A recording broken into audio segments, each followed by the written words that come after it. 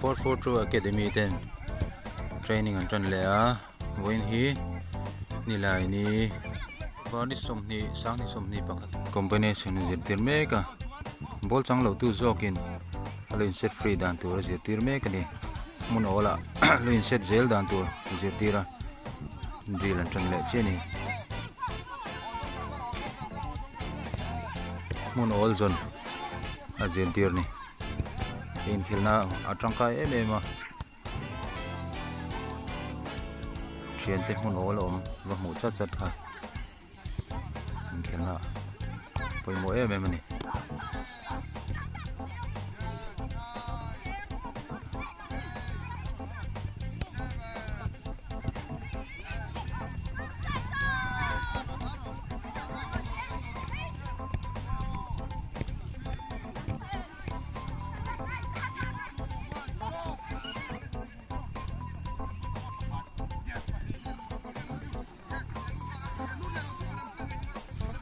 tuna drill hi huisel am huna he kon get ang dewa om hi himi wala hian ni kara hian plan nu zel tur ni huisel ham piangin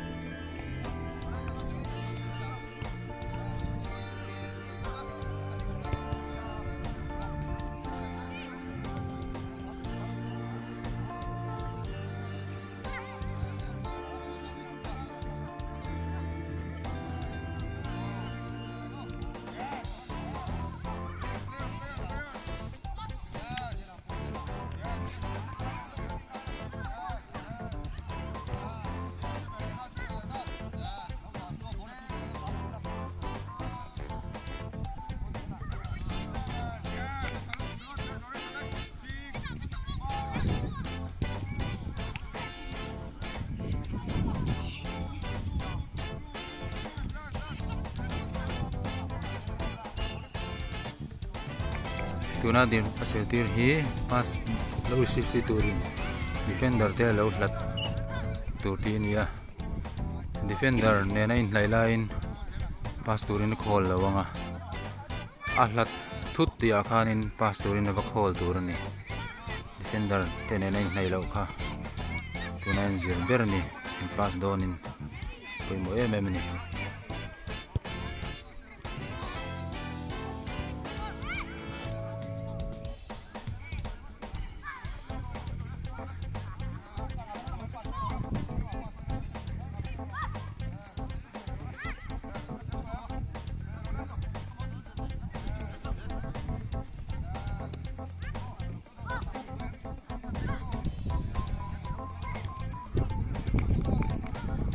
defender lat chain ating sar nala sar ara ada sar malawang boka photo Academy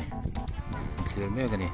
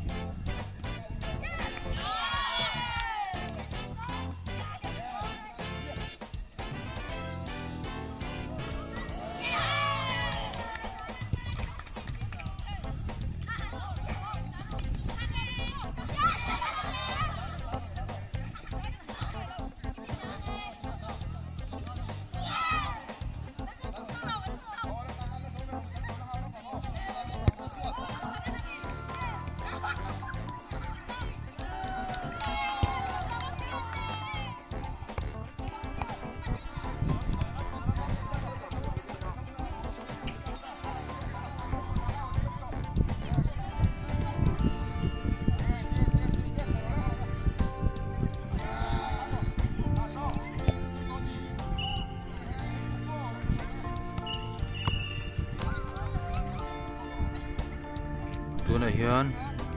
bondo in kat kan tiang kha tunan ti le tur hi bondo drill ania sartin den tir mek ni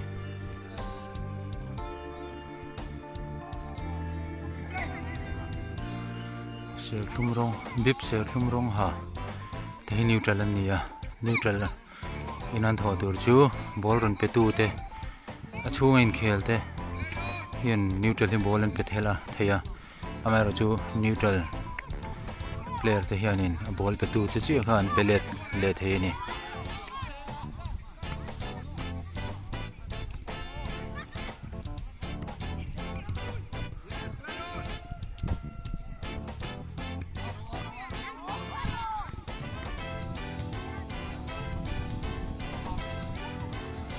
neutral te po ka sirahan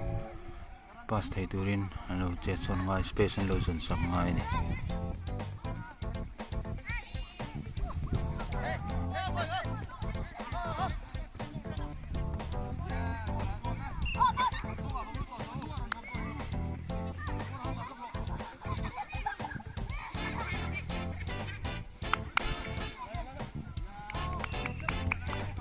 true in an khel don alai min sim darangai ni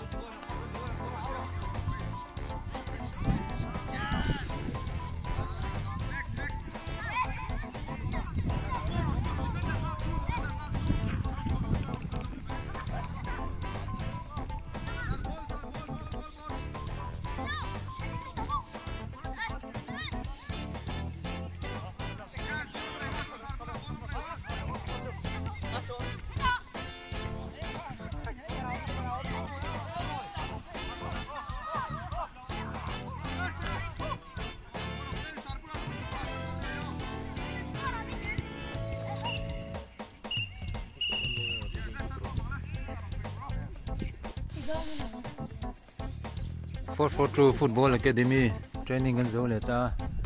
training kan zo hian jersey te boot te an sak ve ka in sak na thum non kenga hian ground in sak tel ve ka ni tam zo kan ho to he la ho lo te nen kan ko var lo ka ni he an fel lo ma ni an discipline te hi thai me ma ya lakina puiting an ni huna po nung sang thatak ale footballer loading pang ni ka turin du sang kan han